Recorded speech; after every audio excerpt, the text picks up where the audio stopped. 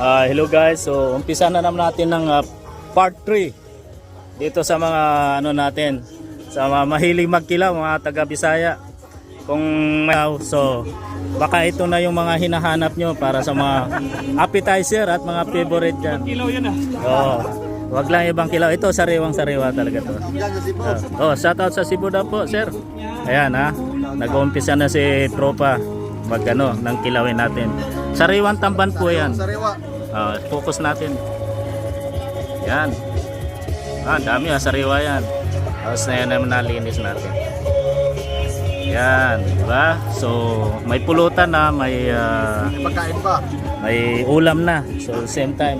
Habang ito si kaibigan Eloy ay sir, gandang hapon. Mayong Negros. Shoutout sa mga taga Negros diyan. Ito.